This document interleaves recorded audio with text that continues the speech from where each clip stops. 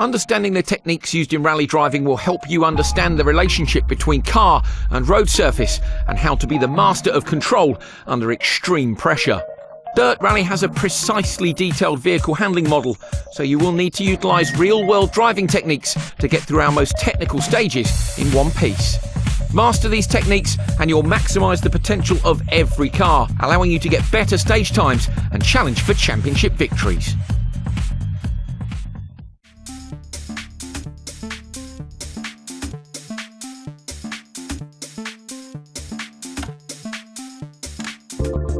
Weight transfer is the core component that most aspects of rally driving revolve around. That is, the inertia of the car's weight as it changes direction. This is the force that makes your body move as the car brakes, accelerates and turns. Weight transfer affects the amount of mechanical pressure applied by each of the 4 tyres against the road surface. When a car speeds up, slows down or turns, each tyre will experience a difference in that mechanical pressure compared to when the car is stationary. This results in an increase or decrease of the potential grip available. Braking and accelerating produces longitudinal weight transfer and turning produces lateral weight transfer. It can also be influenced by other factors such as the road surface, jumps and crests. Always try and manage the weight transfer at the moment it's required, whether accelerating, braking or turning. This will maximise the grip potential of each tyre, keeping you flowing in and out of sections throughout a stage. It is important to bear this basic principle in mind as you watch these guides, as almost all these techniques are used to manage weight transfer.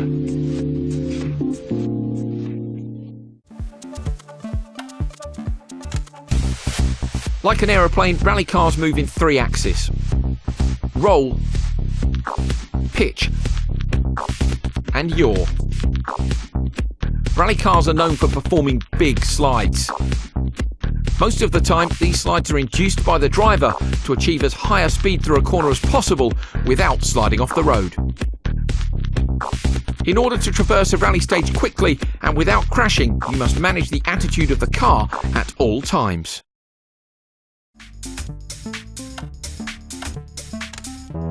In rallying, the racing line means the same as in any other form of motorsport. That is, to straighten the track as much as possible through corners. However, unlike some other forms of motorsport where drivers use every inch of the track to find the perfect racing line, rally drivers have only one shot at each corner, so they often leave a small margin for error.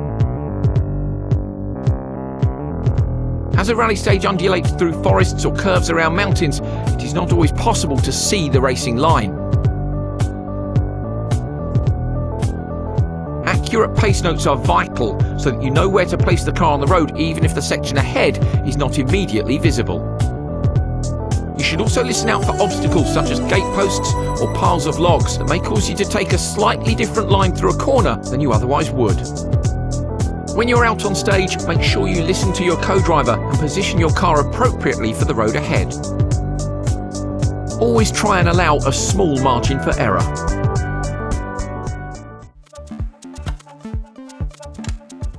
When you hear drivers talking about maximum attack, they are talking about when they are pushing as hard as they can to get the most out of the car. This often leads to some of the most spectacular moments in rallying as drivers set stage records or push too far and have an event-ending crash. Knowing when to push and when to be conservative are vital when competing in an event. If you're recovering from a mechanical issue and you're trying to make up time to the rest of the field, it may be a valid strategy to push harder as you have very little to lose. If you're in the top 3 and setting competitive stage times, it may be more sensible to take a conservative approach and avoid any big risks. In reality, drivers often take a measured approach, driving at 95% of their full potential so as not to make any big mistakes while still maintaining a competitive pace. In dirt rally, this measured approach is advisable as you get to grips with your car and how it responds to the stages and the conditions.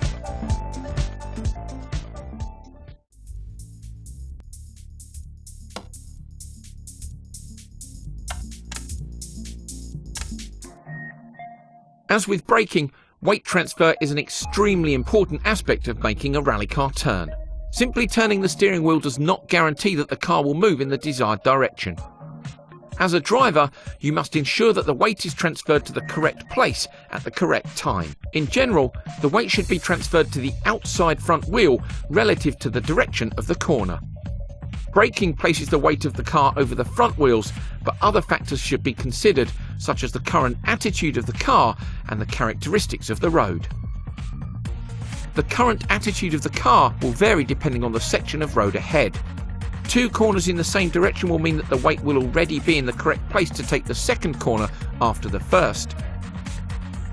With 2 corners in opposite directions, you will have to make sure that the weight is transferred to the other front wheel after the first corner before the car will change direction for the second.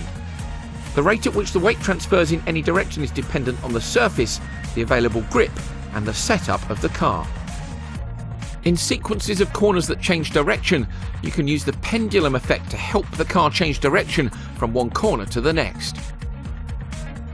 Crests, jumps, dips and other obstacles can all destabilize the car and stop you from transferring the weight to the correct wheel, and so these factors need to be taken into account. Making sure that the weight is transferred to the correct place at the right time is one of the most important aspects of rally driving, so make sure you keep this in mind at all times.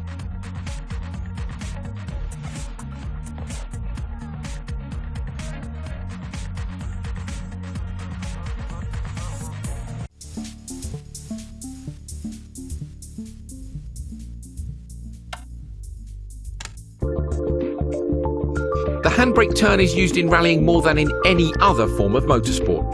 The aim of performing a handbrake turn is to get the car to dramatically oversteer at relatively low speed, which enables a tighter turn to be taken than using the steering axis of the wheels only.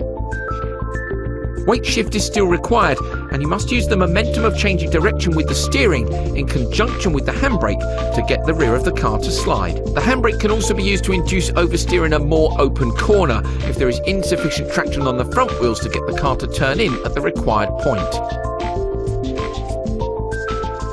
Remember, handbrake turns are used to navigate very tight corners such as hairpins that would be difficult or slow to drive around normally, so listen out for these types of corners in the pace notes.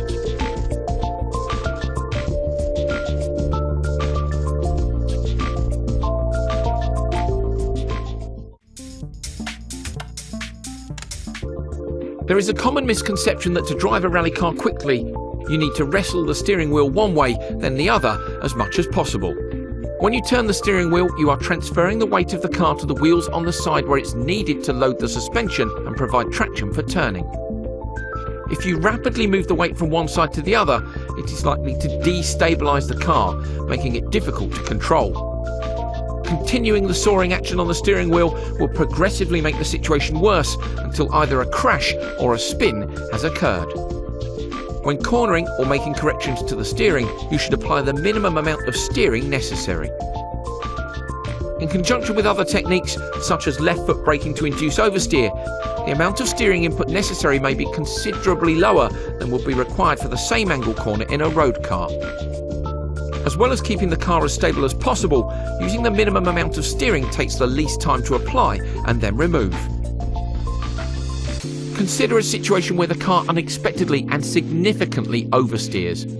If you were to apply a lot of opposite lock, it may correct the situation. However, the rear wheels may suddenly grip, snapping the car out of oversteer, and you may have to rapidly unwind the opposite lock in order to prevent the car from transferring into oversteer in the other direction. Excessive steering lock would only serve to make this situation more difficult to control.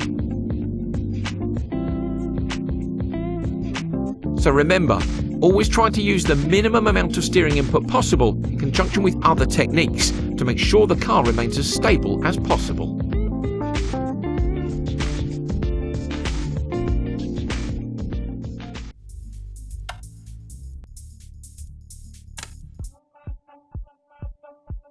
Pendulum turns are probably the most advanced technique used in rally driving. They are essentially the culmination of all the techniques we have described in these guides.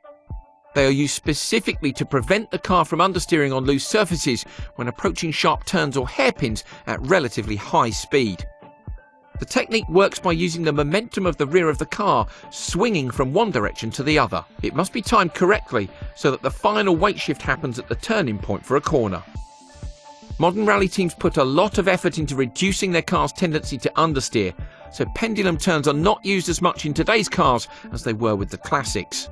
In order to explain the process, here are the inputs you should make and the effect it will have on the car at each point during a pendulum turn. In this example, the car is travelling at high speed on a straight piece of gravel road and has to make a 90-degree turn. As you arrive at the braking point, you get hard on the brakes to slow the car down and shift the weight of the car forward. With increased grip on the front wheels, flick the steering wheel in the opposite direction of the corner. The reduced weight over the rear wheels will put the car into oversteer, with the rear of the car stepping out and the front of the car pointing away from the corner. You can now increase your throttle input, reduce your braking input and steer in the direction of the corner before modulating all three inputs. This allows you to maintain the oversteer until the point at which the car needs to turn in for the corner. It's worth noting that the lateral grip of the tyre combined with some braking input causes the car to rapidly decelerate as if braking hard in a straight line. Now release the brake pedal and feather the throttle. This will snap the car out of oversteer in the initial direction. The momentum of the weight shift of the rear of the car, coupled with the acceleration and steering input, will initiate oversteer in the direction of the corner. At the turning point, apply full throttle and move the steering wheel in the same direction as the rear of the car. This is the pendulum part. You want the car to oversteer in the direction of the corner to help eliminate understeer. Now feather the throttle as the car is switching from oversteer one way to the other. You must move the steering wheel in the same direction in order to catch the second slide. You will now have oversteer through the corner. Keep feathering the throttle and control the oversteer with opposite lock.